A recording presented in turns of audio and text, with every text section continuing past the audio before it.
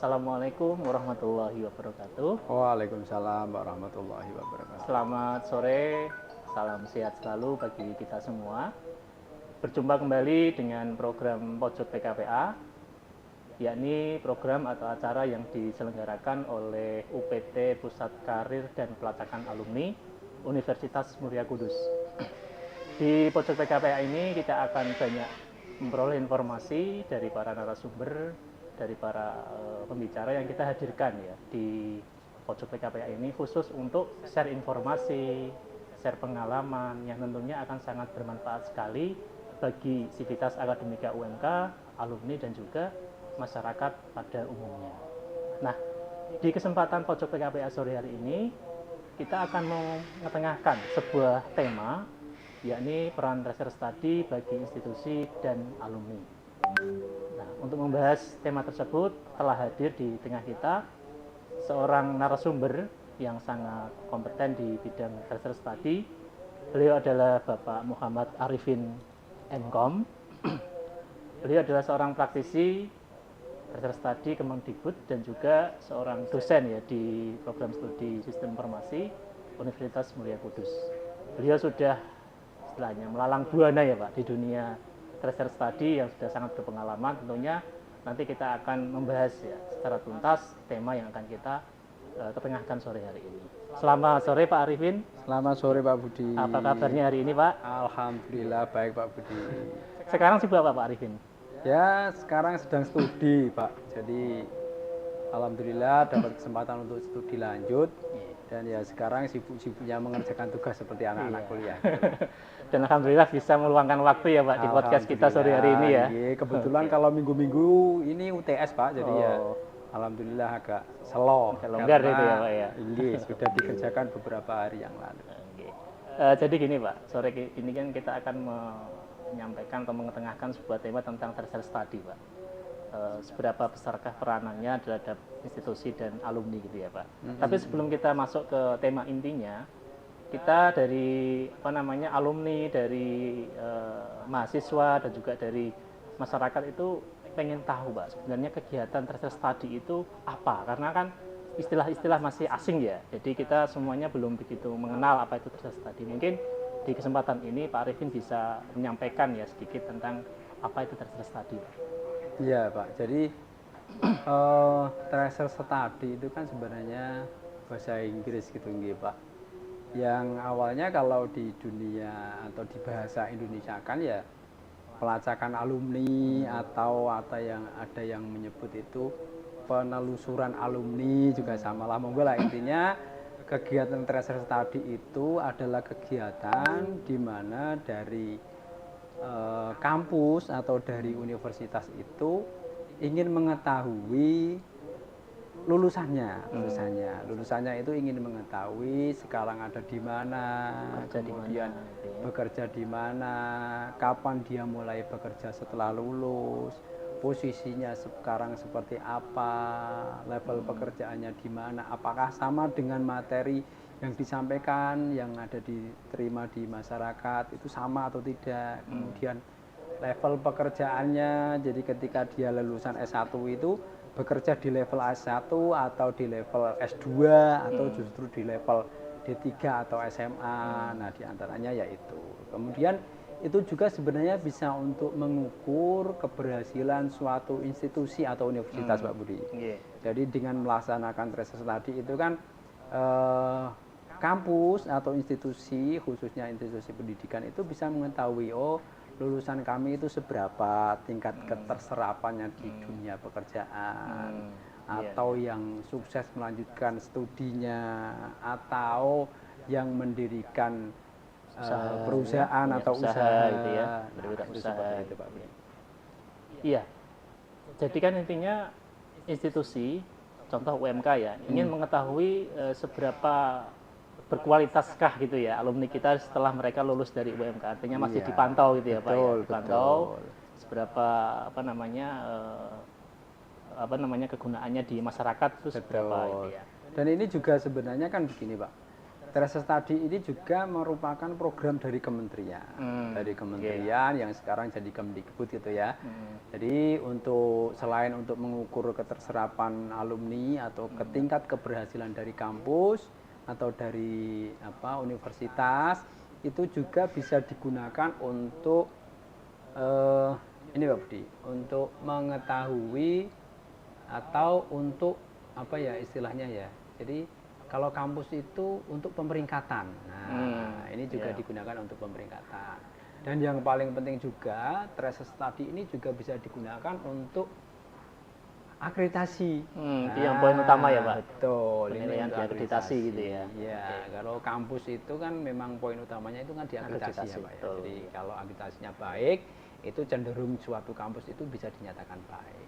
Dan itu bisa dicari di mana-mana, maksudnya kalau misalkan mahasiswa itu animonya akan lebih tertarik kepada kampus yang akreditasinya baik. Gitu. Misalkan prodi dengan akreditasi A, itu akan misalkan sama-sama negeri atau swasta gitu ya, itu akan memilih yang akreditasi A daripada yang lain. Atau sekarang istilahnya akreditasi baik dan unggul gitu ya, pilih yang unggul gitu. Iya, ini sedikit flashback ya Pak. Mungkin kita coba flashback sebentar ke berapa tahun yang lalu ya. Jadi PKPA itu kan ceritanya kan ada diawali dari kegiatan research study ya Pak. Dulunya kan belum di UMK tuh nggak ada kan, nggak ada UPT PKPA. Kemudian setelah ada kegiatan research study, kemudian lambat laun bisa berdiri PKPA ini. Mungkin Pak Arvin bisa sedikit menceritakan Pak.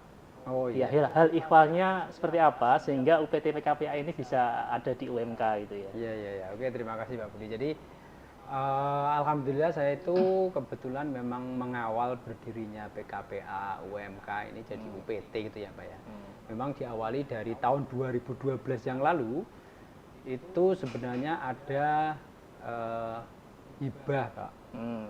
Kalau masalah Trace Study sih sebenarnya dari dulu pun awal sudah dilaksanakan. Ada poin penilaian sendiri gitu ya, ada porsi karena memang itu sudah sendiri, termasuk di poin akreditasi Pak Budi. Jadi setiap sebelum melaksanakan akreditasi itu sebenarnya sudah prodi-prodi itu sudah melaksanakan Trace Study. Cuman ya levelnya di masing-masing program studi belum terkelola dengan baik. Kemudian ada tawaran hibah di tahun 2012 Pak Budi. Saat itu saya belum jadi ketuanya atau kepalanya di sini karena di PKPA ya khususnya karena saya justru masih studi saat itu, jadi belum jadi dosen malah ya, jadi belum saya. Saat S2 atau? Ya, saya S2 Pak, itu sudah S2. Nah itu ada sebelum itu sudah ada yang mengawali dengan mengajukan hibah. Saat itu ada hibah untuk pengelolaan pusat karir ya khususnya di Trace Study. Kenapa di kementerian mengadakan hibah karena ya kepedulian kementerian terhadap kampus-kampus ya kok tidak ada kegiatan Trace Study gitu ya, beberapa kampus itu masih minim sekali yang melaksanakan studi, kemudian ada hibah itu. Nah dari 2012 itu mengajukan, kemudian di 2013 dan 2014 itu tidak mengajukan Pak Budi. Tidak tahu kenapa, saya tidak tahu, mungkin karena pengumuman untuk pengajuan proposal sama waktu untuk uploadnya itu agak mepet mungkin ya. Dan itu saat itu kepemimpinannya belum jelas ya, belum jelas. Secara strukturnya ya, secara struktural sudah ada, cuman belum jelas. Ini sebagai apa itu belum jelas, termasuk hak dan kewajibannya apa itu belum ada Pak Budi saat itu. Kemudian di tahun 2015 itu diawali, saya itu sebenarnya dulu mendapatkan tugas dari teknik untuk membuat event itu ya, event saat itu. Kemudian di sana saya presentasi Pak Budi, saya presentasi tentang Trace Study. Kemudian saya juga pas kepanitiaan itu menghadirkan Bapak Wakil Rektor 3 saat itu, Pak Hendi gitu ya. Kemudian kok melihat proyeknya di teknik baik gitu ya, lebih baik daripada yang sementara saat itu di universitas. Kemudian kami diundang, saya kebetulan diundang, kemudian diamanai untuk mendirikan atau mulai mengawali pusat karir dan pelajaran PKPA itu ya? Tapi belum jadi UPT saat itu, belum. Kemudian di tahun-tahun selanjutnya alhamdulillah dapat kepercayaan dari Dikti, dari tahun 2015 itu mendapatkan hibah, kemudian mendapat kepercayaan dari Dikti untuk menjadi koordinator wilayah.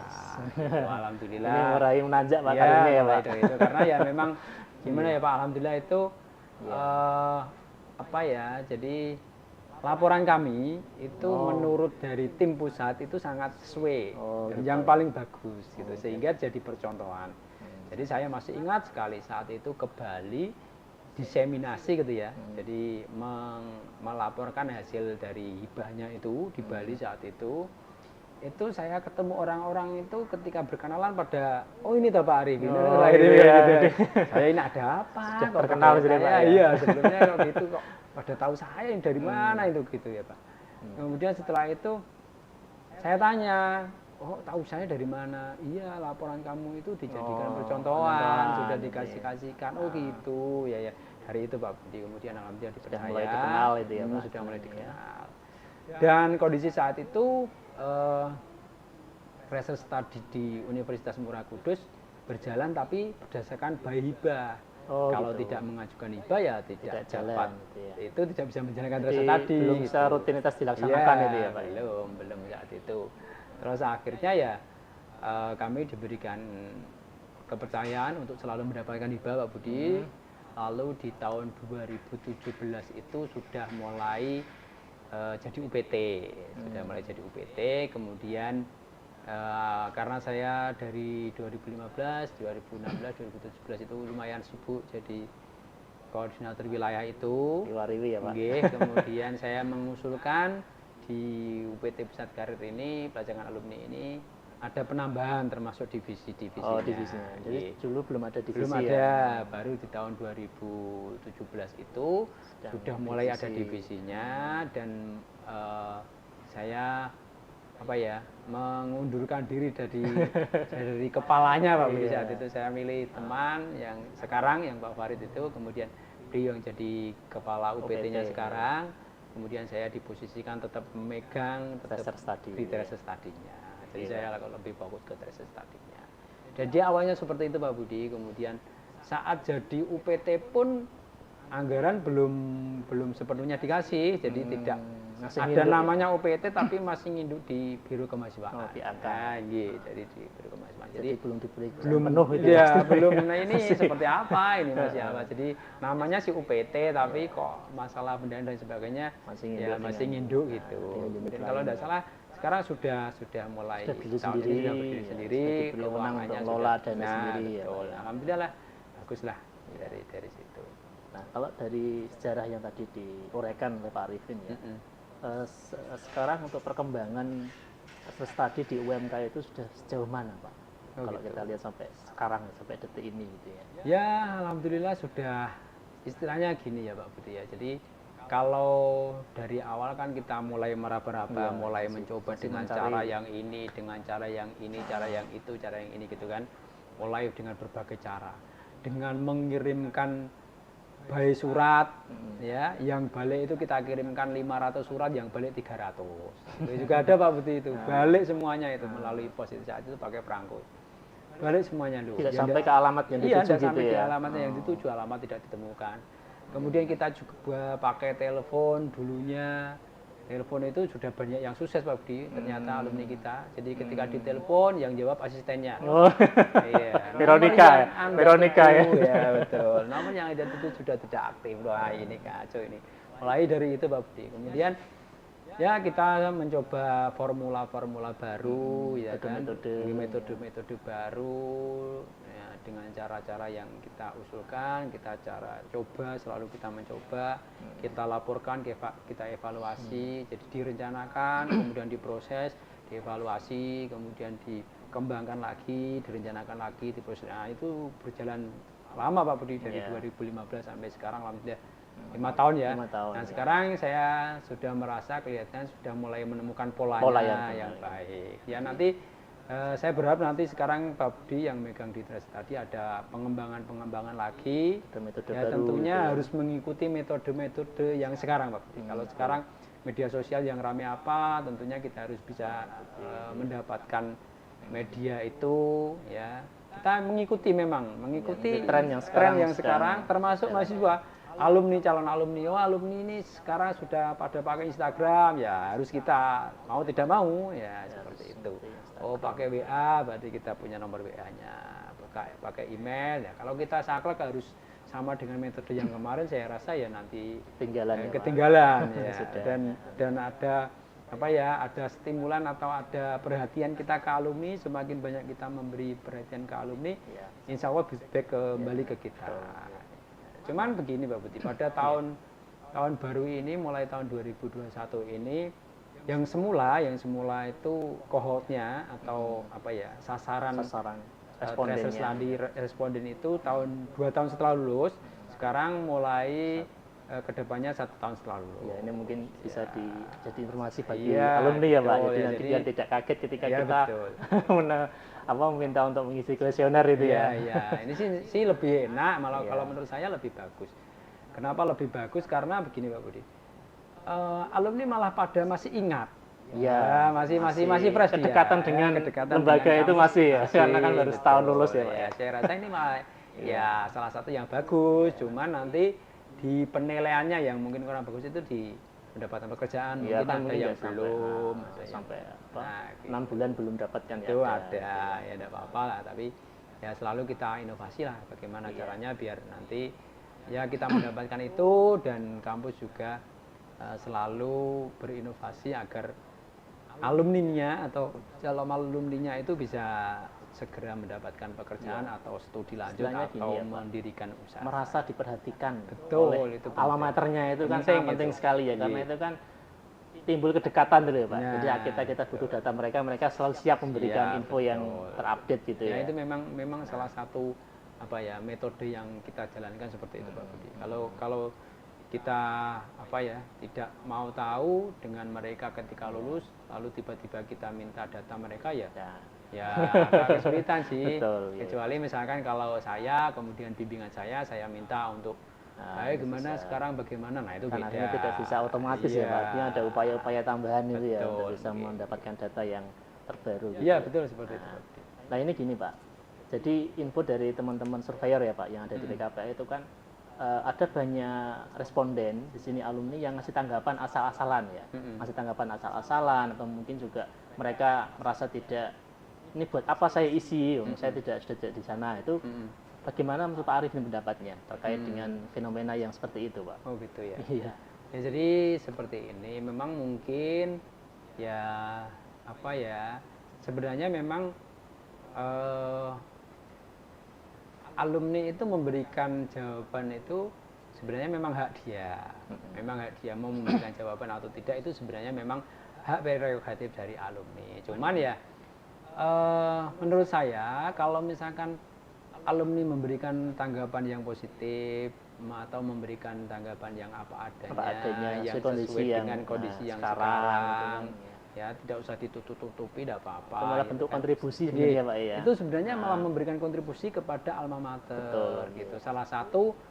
Salah satu wujud dari kontribusi membesarkan nama baiknya di alma mater. Karena begini Pak Budi, kalau toh nanti misalkan prodi itu akreditasinya baik, itu kan ya alumni juga ikut bangga. Betul. Kampus kita ternyata kampus dulu itu sekarang jadi tambah besar, kemudian akreditasinya sekarang A. Nah itu kita ya istilahnya kalau berani apa ya, menegakkan dada gitu ya, mengusungkan dada itu berani ya ketika tahu alma mater kita sekarang prodinya jadi bagus. Nah itulah peran utama alumni, salah satunya melalui trace study itu yang paling simpel itu Pak Budi.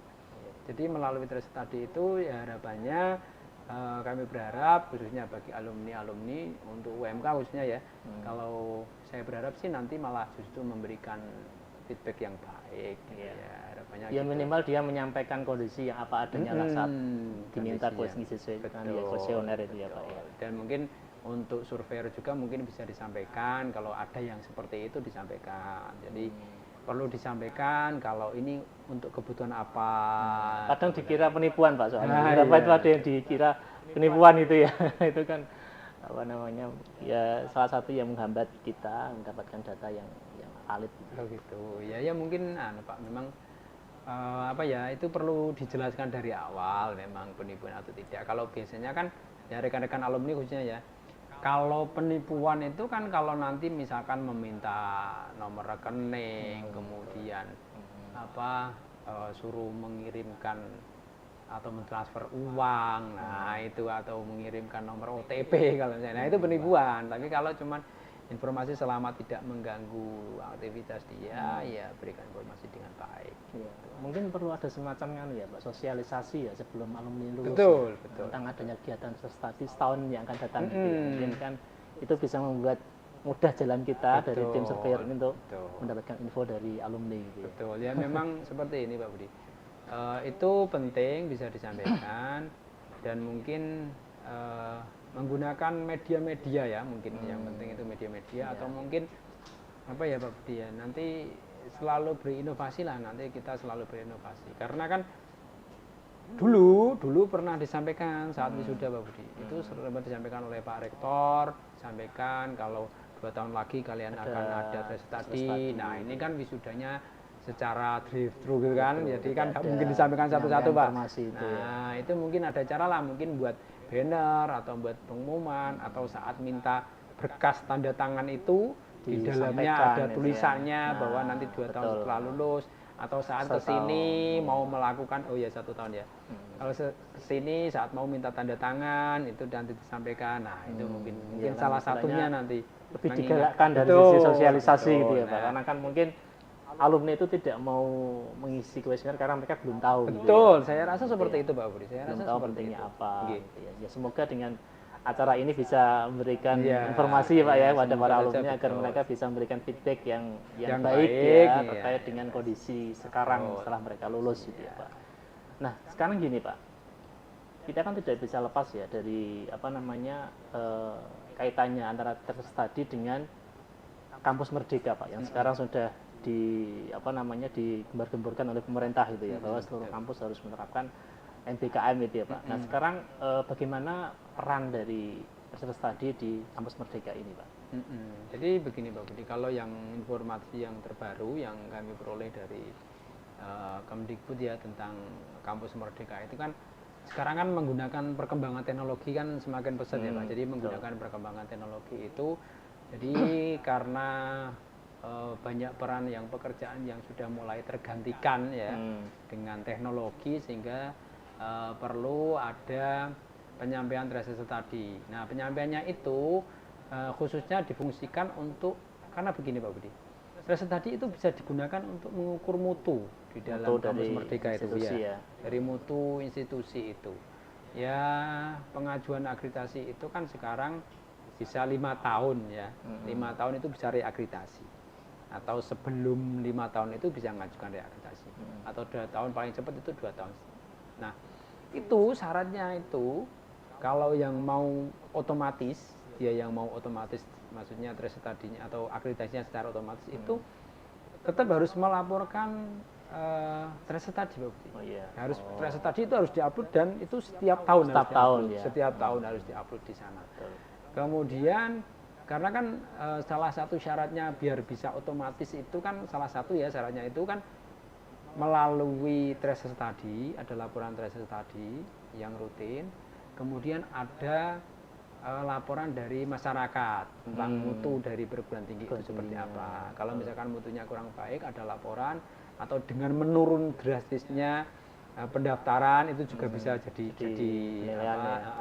tolak ukur untuk akreditasinya itu tidak bisa dilanjut sehingga harus mengajukan akreditasi. Jadi malah semakin lebih penting ya untuk kegiatan terser ini sangat karena memang itu dituntut setiap tahunnya selain tetap di dalam kampus Merdeka itu sebagai untuk mengukur indikator suatu perguruan tinggi dan harus dilaporkan setiap tahunnya, juga tetap untuk pemeringkatan juga tetap ada.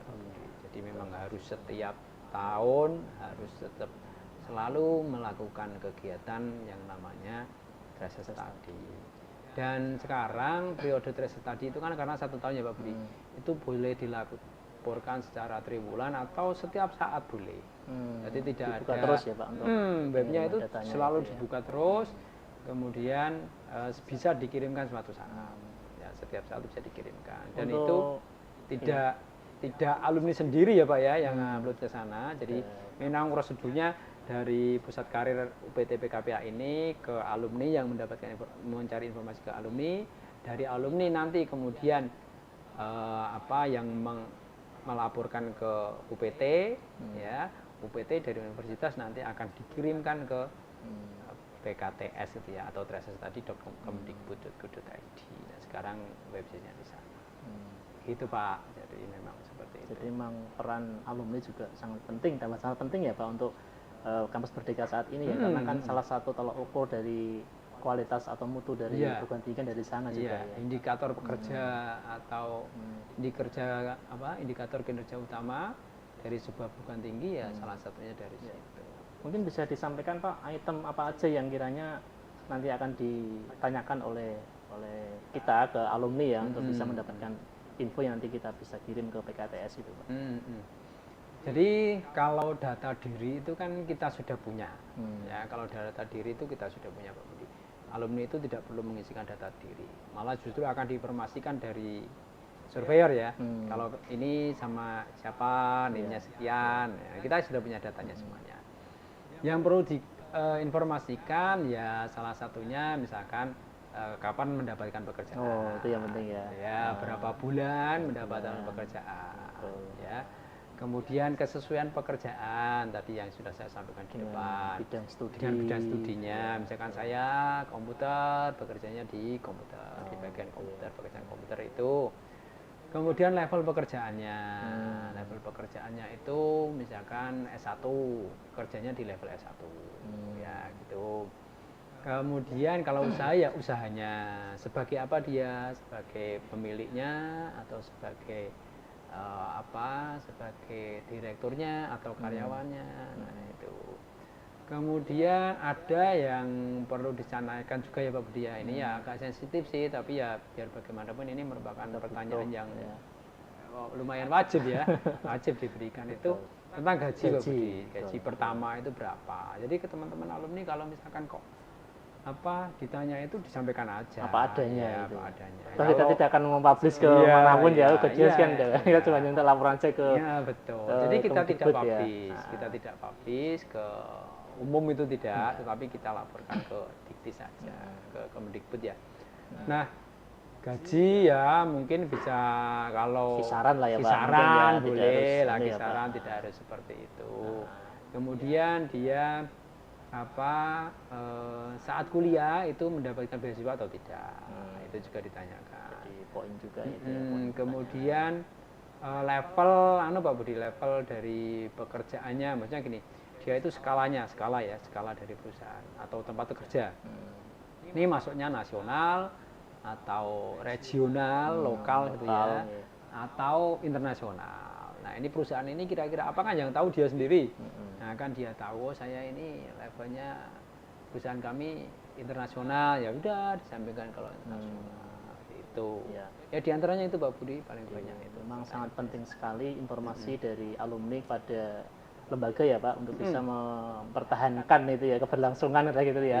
Mutu dari karena kan salah satu poin dari akreditasi itu kan memang menjaga ya keberlangsungan dari program studi itu bisa tetap beroperasi gitu ya Pak. Salah satunya adalah peran dari alumni, yaitu feedback dari mereka untuk penilaian gitu ya dari program studi yang nanti untuk ajuan akreditasi. Betul. Oke. Ini semakin seru Pak ya dialog kita sore hari ini. Oke. Tapi ya mungkin bisa diulas lagi Pak manfaatnya Pak ya, manfaat peserta didik kan sudah di awal ya, mungkin tadi yang baru join mungkin belum sempat menyimak ya Pak, manfaatnya apa dari kegiatan peserta didik ini bagi alumni dan bagi institusi Pak? Oh gitu ya. Kalau bagi institusi dulu ya Pak Budi ya. Kalau bagi institusi itu sebenarnya ya untuk pengembangan institusi sendiri itu, kemudian ini merupakan salah satu indikator kinerja keberhasilan dari sebuah perguruan tinggi ya. Jadi kalau perguruan tingginya, misalkan alumninya yang bekerja sebelum 6 bulan, itu misalkan kok 80% ya ini sukses, gitu kan. Naik, ini berarti ini sukses gitu ya. Kurikulum yang disampaikan bagus. Ya, ini kesesuaian dengan bidang pekerjaan, semuanya sesuai. Nah ini bagus, nah gitu. Nah Kalau alumni itu kan sebenarnya tadi ya, saya kembali lagi sebelum ke manfaat tadi. Jadi kalau memberikan feedback yang baik dan apa adanya itu kan nanti akan berimbas kepada prodinya, Pak Budi. Jadi kalau misalkan kok saya sampai 1 tahun belum bekerja, ya dilaporkan aja. Nanti kan akan kita evaluasi. Oh ini kok ternyata kurikulum yang ada di kampus saya atau di prodi saya kok tidak sesuai dengan kondisi yang ada di lapangan. Laporkan saja, oh tidak sesuai gitu. Untuk pengembangan depannya itu ya. Kalau tanpa kita melakukan koreksi, ya kita tidak tahu kita baik atau bagaimana. Nah yang mengoreksi siapa? Yang mengoreksi selain pengguna alumni ya alumni sendiri ya, gitu, sebagai objek yang dihasilkan gitu ya Pak dari sebuah perguruan tinggi gitu. Kemudian kalau manfaat sendiri terjadi bagi alumni, yang pertama itu membantu institusi Pak Budi agar institusi ini semakin berkembang dengan baik, kemudian menjadi kebanggaan dengan kita memberikan informasi yang apa adanya kepada institusi kita akan berkembang ya. Kalau memang kondisinya di luaran tidak sesuai dengan yang di kampus, disampaikan aja, nanti kan akan dievaluasi. Feedback ya, nah akan dievaluasi dengan baik gitu ya. Betul, sehingga manfaat salah satunya itu Pak Budi dari alumni. Jadi kan nanti ketika kampusnya bagus, prodinya bagus, ya kan tentunya bangga. Beda dengan ketika prodinya kemudian tiba-tiba tutup gara-gara ada yang mengisi alumni kan gitu ya. Itu juga jadi ini ya Pak. Jadi pertanyaan juga. Mau legalisir ya sulit, gimana legalisirnya? Prodinya udah tidak ada kan gitu Pak Budi. Iya, jadi memang saling kan ya Pak, saling menguntungkan ya, simbiosis mutualisme gitu ya, saling menguntungkan antara institusi dengan alumninya gitu ya. Cuman di sini perlu kerjasama yang apik ya antara alumni dengan lembaga untuk bisa menjaga keberlangsungan dari program studinya itu ya Pak. Itu kan gini Pak Budi, sebenarnya ya kami berharap itu semua alumni ketika kita hubungi atau kita minta untuk mengisi ya diisi sebaik mungkin lah. Iya. Mungkin tidak berapa waktunya. Tidak ada ruginya bagi mereka ya. Tidak ada ruginya juga, memberikan informasi itu tidak ada ruginya. Kalau kok misalkan terpaksa tidak mengisi, tidak ngisi form secara langsung, ada telepon ya disempatkan paling berapa menit. Paling ya 2 menit maksimal itu sudah pol itu sudah bagus. Sampaikan apa adanya. Kalau sudah menyebut PKPA UMK ini dari PKPA UMK ya sudah lah, itu berarti ya memang tipuan ya Pak. Ya password kita ya. Nah, itu PKPA UMK. Kata sandi kita itu ya. Kita seperti itu. Kalau seperti itu tidak ada lah. Karena kalau PKPA UMK kemudian kok minta uang nggak mungkin lah. Itu baru penipuan ya Pak. Ya itu Pak. Ya, terima kasih Pak Arifin. Tidak terasa kita sudah sampai di penghujung acara Pak. Gitu. Ini mohon sebelum kita tutup ada closing statement Pak untuk teman-teman alumni ya, untuk mungkin mahasiswa Pak yang nantinya jadi alumni gitu ya. Oke. Jadi kalau sebenarnya alumni itu merupakan merupakan hasil dari sebuah proses yang panjang di sebuah institusi atau perguruan tinggi. Sehingga hasil itu perlu diketahui, baik buruknya hasil dari proses itu ya dari hasil yang dihasilkan. Nah hasil yang dihasilkan itu adalah para alumni, sehingga alumni itu kami berharap untuk bisa berperan aktif dalam memberikan informasi apabila institusi menghendaki atau membutuhkan. Karena sangat penting bagi kami, bagi institusi, ya, bagi perguruan tinggi dimanapun itu sangat penting informasi tentang alumninya, karena itu merupakan tolak ukur atau bentuk wujud dari cara mengukur kemampuan atau keberhasilan dari suatu institusi. Nah bagi calon alumni atau adik-adik mahasiswa tentunya saya berharap belajar yang sungguh-sungguh ya, sesuai dengan kemampuannya ya, sesuai dengan passionnya, tentunya sesuai dengan prodi yang diikuti. Karena nanti harapannya akan setelah lulus, 1 tahun setelah lulus itu akan kami mintakan informasi dan tentunya mendapatkan pekerjaan sebelum 6 bulan itu merupakan poin yang sangat penting sekali ya. Sehingga kami kita berharap, bangga gitu Pak ya, alumni kita segera dapat pekerjaan setelah lulus ya. Ya kebanggaan kita sendiri, kebanggaan kita sebagai alumni, sebagai mahasiswa dan sebagai institusi. Jadi kami tetap berharap teman-teman yang mungkin sampai saat ini atau yang belum mengisi gitu ya, mengisi atau belum Kuesioner, kuesioner itu saya berharap nanti bisa memberikan Ya. umpan balik kepada kami agar Kita- kami jadikan untuk evaluasi. Kita mohon partisipasi Ini, dari alumni iya, ya untuk iya, bisa ikut partisipasi. berkontribusi dalam pengembangan program studinya itu ya, Pak. Betul, betul. Oke. Terima kasih Pak Arifin atas Terima kehadirannya kasih. di Pojok PKPA sore hari ini. Sama-sama, Semoga Pak tidak Budi. kapok Pak kalau nanti kita undang Oh, lagi untuk tidak, tema yang insya lain ya Pak. Allah, nggih, Oke. insya Allah, tidak Oke, apa-apa. terima kasih atas kehadirannya. Demikian untuk acara Pojok PKPA sore hari ini. Semoga informasi yang kita obrolkan ya sore hari ini bisa memberikan manfaat yang besar pada alumni, bagi sivitas akademika juga, dan bagi seluruh masyarakat di luar sana ya secara umum. Terima kasih atas perhatiannya. Berjumpa kembali dengan Pojok PKPA edisi berikutnya. Saya akhiri. Assalamualaikum warahmatullahi wabarakatuh. Waalaikumsalam warahmatullahi wabarakatuh.